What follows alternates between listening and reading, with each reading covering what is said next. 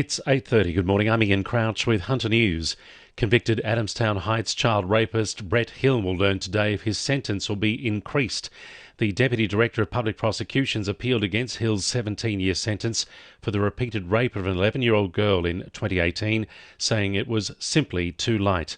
Hill's barrister argues the sentence is not inadequate.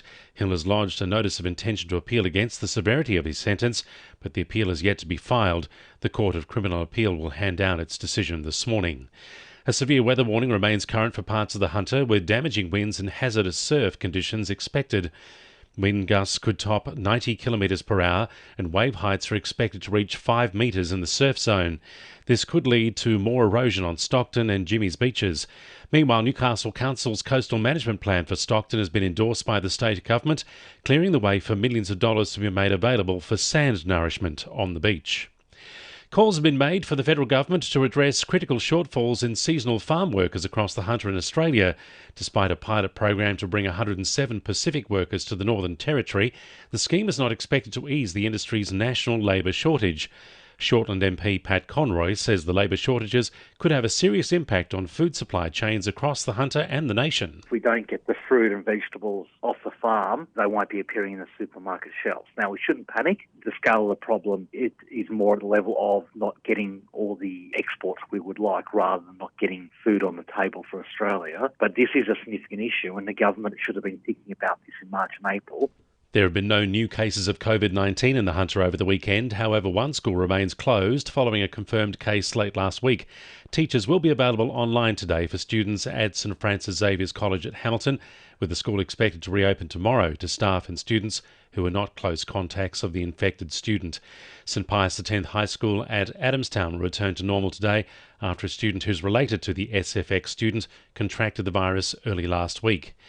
Newcastle Knights young guns Stafford Toa and Simi Sasagi are facing the prospect of having to self-isolate for 14 days after they were allegedly seen at a local football match in breach of NRL biosecurity protocols. Knights CEO Phil Gardner has confirmed the club has commenced an investigation into the claims. All NRL players and coaches are subject to strict movement conditions to allow them to continue working. It comes after Brisbane's Tavita Pangai Jr. was ordered into isolation yesterday after breaching the rules. While COVID restrictions have made fundraising much more difficult, families are still relying on the work of Ronald McDonald House.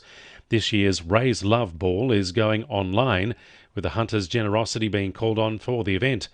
Ronald McDonald House Northern New South Wales CEO Ross Bingham says Hunter residents can support the Raise Love-a-thon online event by going to raiselove.com.au. Trying to come up with something that works for everybody digitally and working through that medium instead of the usual face-to-face is quite a challenge. So we're going to see how it all works and fingers crossed people will get on board. We've got some great supporters that have already put their hand up. 2NURFM Sport. Knight star Kalen Ponga led the way in Saturday's 44-4 thrashing of the West Tigers. Ponga scored 2 tries and ran more than 200 metres in a return to form for the Knights after disappointing losses to the Storm and Bulldogs. Coach Adam O'Brien says the new look spine allowed Ponga to play his natural game. You know, for their first game, complemented each other. They all freed each other up.